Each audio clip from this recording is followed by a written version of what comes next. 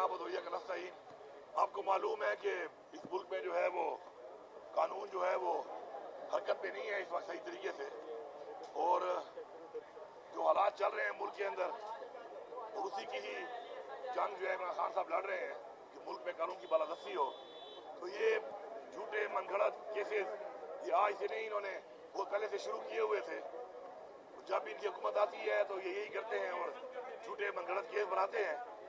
उस हवाले से आज ये पेशी थी यहाँ पर, तो हम तो कानून के सामने हमेशा पेश होते हैं, अपने आप को पेश भी करते हैं और हमें उम्मीद भी है कि इंशाल्लाह इंसाफ मिलेगा। तो आज ये पेशी हुई है और मैं सिर्फ ये पैगाम दूंगा कि इंशाल्लाह ये पेशियों से, इस तरह की इनकी हरकतों से हम घबराने वाले नहीं हैं। इमरान खान ने हमेशा कहा है कि घबराना नहीं है। इंशाल्लाह हमारा पूरे के पूरी लीडरशिप, हमारे वर्कर सपोर्टर्स इंशाल्लाह सारे इंशाल्लाह 5 अगस्त को भरपूर तरीके से पूरे पाकिस्तान के हर जिले में, हर हल्के में और हर शहर में इंशाल्लाह निकलेंगे और पूरी दुनिया को पैगाम देंगे इमरान खान साहब यकजहती का।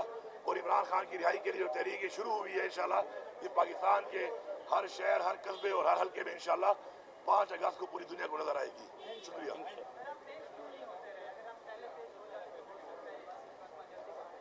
भाईजान ये केस चल रहा है कि 2016 से मेरे ख्याल में, और इस केस में मैं इतनी बार पेश हुआ हूँ कि आप जरा इतने 9 सालों में देख लें कितनी बार पेश हुआ हूँ। कई जज बदल गए हैं और इस केस में कुछ भी नहीं है। ये एक ऐसा केस है कि न मैं मौके पे मौजूद हूँ, न वो गाड़ी मेरी है, न मेरी मौके पे मौजूदगी है, और मेरे पे असला भी डाल दिया, पता नहीं बोतलें भी डाल दी, क्या क्या डाल दिया। ये मैं बता रहा हूँ आपको कि ये इस तरीके से झूठे मनगढ़ंत केस बनाते हैं। और इस केस में अगर आप मेरा रिकॉर्ड चेक कर लें ओवरऑल हाजिरियों का, तो बहैसियत रेवेन्यू मिनिस्टर, बहैसियत फेडरल मिनिस्टर और बहैसियत चीफ मिनिस्टर मैं कितनी बार पेश हुआ हूँ, ये 9 सालों में देख लो आप। लेकिन पेश होने के बाद ये केसों को लटकाते हैं ताकि फैसले ना हो, और एक ब्लैकमेलिंग टैक्टिक्स है इनका जो रखा हुआ है। और ये कौन करते हैं आपको अच्छी तरह पता है। पाकिस्तान की एस्टेब्लिशमेंट लोगों को कंट्रोल करने के लिए केस बनाती है, लेकिन हम ये केसों से कंट्रोल होने वाले नहीं है। हमारा एक नजरिया है, इमरान खान के साथ हम खड़े हैं इंशाल्लाह और खड़े रहेंगे। हमारी हक की जंग है इंशाल्लाह, ये जंग हम ही जीतेंगे। एक सवाल ले लेके एक साथी हसन अयूब, उन्होंने कल ट्वीट किया, जिनके अक्सर ट्वीट सही भी होते हैं, वो ये कह रहे हैं कि अब इनका जाना ठहर गया अमीन साहब का, और केपी गवर्नमेंट जो है शायद 1 हफ्ते में चली जाए। क्या कहेंगे, उनको क्यों लगता है या आप क्यों समझते हैं? पहली बात तो ये, अब किसी साथी किसी बयान में मैं क्या बात करूँ, आपके लिए बड़ा क्रेडिबल होगा, मेरे लिए तो वो एक डाउट है।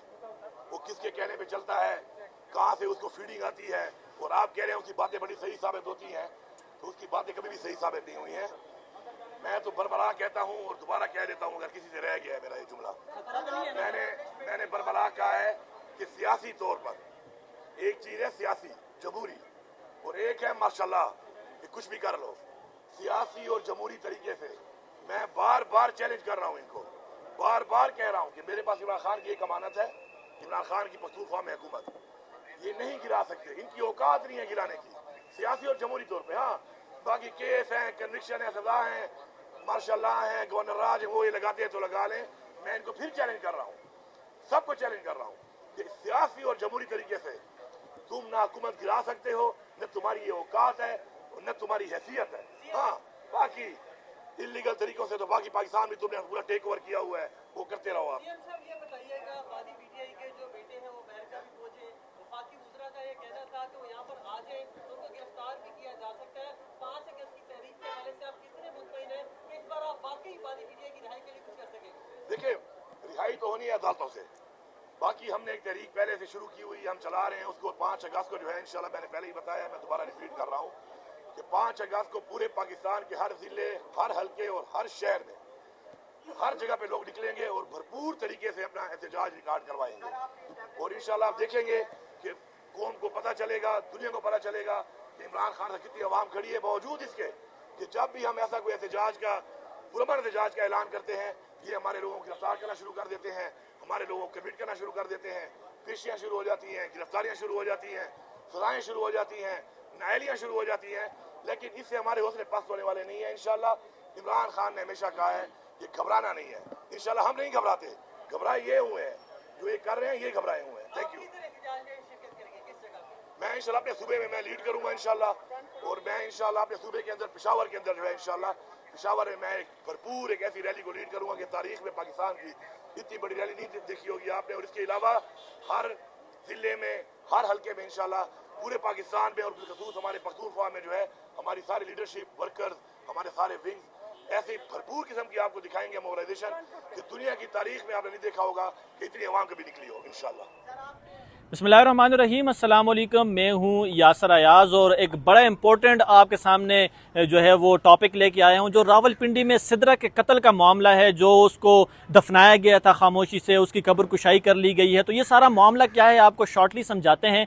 सिद्रा नामी ये लड़की है जो कि रावलपिंडी की रिहायशी है। उसने जो है वो एक लड़के से शादी की और भाग कर शादी की, जो कि मुजफ्फराबाद का रिहायशी है। मुजफ्फराबाद का वो लड़का रावलपिंडी में ही जॉब करता था। तो इन दोनों का मामला हुआ, इन दोनों को मोहब्बत हुई, प्यार और मोहब्बत के मामले में इन्होंने जो है वो शादी की, निकाह किया और उसके बाद लड़की रुखसत होकर मुजफ्फराबाद चली गई। जब लड़की के घर वालों को मालूम हुआ तो उन्होंने कांटेक्ट किया और वो जाके लड़के वालों से मिले और उन्होंने कहा कि ठीक है, अब इन्होंने निकाह कर लिया, हम भी इस चीज़ को एक्सेप्ट करते हैं। आप इस तरह करें कि लड़की को हमारे साथ दोबारा भेज दें और आप बाइज्जत तरीके से आकर इसका जो है वो हम रुखसती करवा देते हैं आपके साथ। तो जब लड़की को भेजा जा रहा था तो लड़की ने यह खदशा जाहिर किया था मुजफ्फराबाद में ही अपने ससुराल में कि आप हमें भेज रहे हैं इनके साथ, लेकिन मुझे यकीन नहीं है कि मैं जिंदा वापस आ सकूंगी, ये लोग मुझे मार देंगे।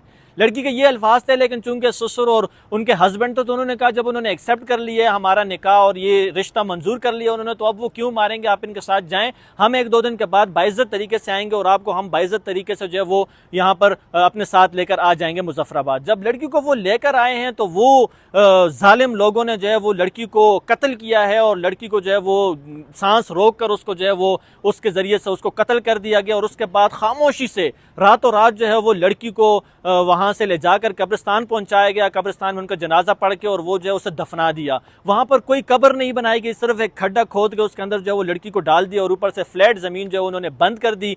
वहां पर मौजूद कुछ जो पुलिस के लें या जो हमारे कुछ मुखबर हजरात होते हैं, उन्होंने ये एक्टिविटी नोट की और उन्होंने पुलिस को इतला दी कि इस तरह की कोई एक्टिविटी कब्रिस्तान में देखी गई है, लिहाजा आप चेक करें।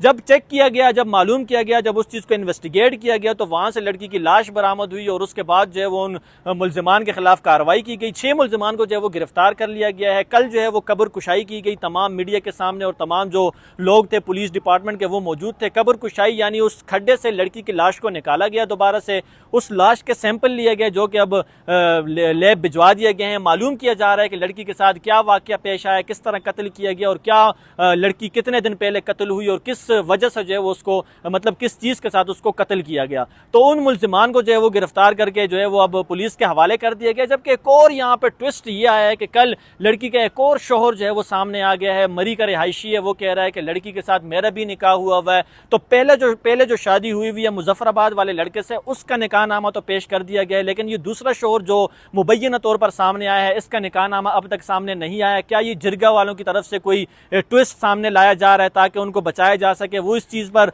अपने आप को छुड़ा सकते हैं कि इस लड़की ने निकाह पर निकाह किया इसलिए हमने इनको कत्ल किया। लेकिन कत्ल फिर भी जायज़ नहीं है, चाहे आप जो भी जवाब पेश कर लें, कत्ल तो कत्ल है, उसकी सजा जो है वो तो उनको मिलनी चाहिए और मिलनी हर ज़रूर चाहिए और इनको सख्त से सख्त सज़ा मिलनी चाहिए। क्योंकि पाकिस्तान में ये वाक़यात दिन ब दिन बढ़ते जा रहे हैं और ये हमारी सोसाइटी के लिए, हमारे कल्चर के लिए बिल्कुल भी ठीक नहीं है। इस वक्त लड़की के जो लाश से वो सैंपल लिया गया वो लैब भिजवा दिए, उसकी रिपोर्ट अभी नहीं आई, लेकिन मुल्जिमान को गिरफ्तार कर लिया गया। जबकि दूसरे शोहर जो मुबैना तौर पर सामने आया तो पुलिस ने उसे भी अरेस्ट कर लिया है और अब तक जो है वो पुलिस के पास ही हैं और अब तक जो है वो लड़की को दोबारा से जो है वो जनाजा पढ़ के जो है उसको बाइज्जत तरीके से दफना दिया गया, कब्र उसकी बना दी गई है। और ये सारा मामला जो है वो सिद्रा का है, जो सिद्रा कत्ल केस आपके सामने मीडिया पे चल रहा है। तो अब तक उसमें यही पेशरफ जो है वो सामने आ सकी है।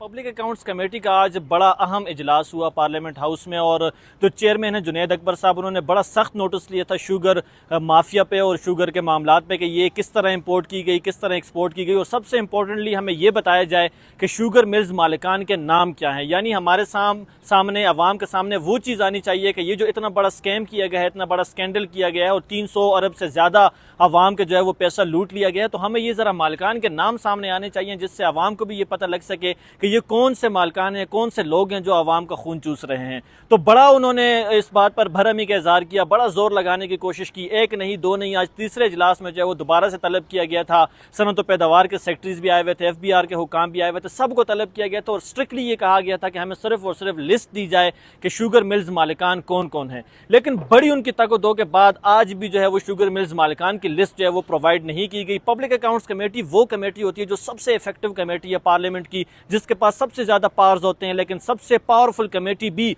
शुगर मिल्स माफिया के सामने जो है वो बेबस है और वो उनके नाम सामने लाने में नाकाम रही है। आज शुगर मिल्स जो एडवाइजरी बोर्ड है उनकी जानिब से ये बताया गया कि हमारे पास मालिकान के नाम ही नहीं होते, हमारे पास सिर्फ डायरेक्टर्स के नाम होते हैं। तो उन्होंने शुगर मिल्स के नाम तो दे दिए कि कौन कौन से शुगर मिल्स इस इंपोर्ट और एक्सपोर्ट में इन्वॉल्व हैं, लेकिन शुगर मिल्स मालिकान का नाम आज भी सामने नहीं आ सका। और तमाम तो जो उम्मीदें लगाई जा रही थी पब्लिक अकाउंट्स कमेटी से कि आज जो है वो मालिकान के नाम सामने आ जाएंगे, लेकिन बदकिस्मती से वो नाम आज भी सामने नहीं आ सके। और इससे यही बात साबित होती है कि शुगर मिल्स जो माफिया है, जो मालिकान है, वही इस मुल्क के करता धरता हैं, वही इस मुल्क के मालिक हैं और वो हर गवर्नमेंट में इंपोर्ट भी करते हैं, एक्सपोर्ट भी करते हैं और शुगर की प्राइसेस अपने हिसाब से जो है वो मैनिपुलेट भी करते हैं। तो इससे जो है उनसे कोई फर्क नहीं पड़ता कि गवर्नमेंट PTI की है, PMLN की है, पीपल्स पार्टी की है, गवर्नमेंट हमेशा जो है वो शुगर माफिया की ही रहती है। इजाजत दीजिए, अल्लाह हाफिज।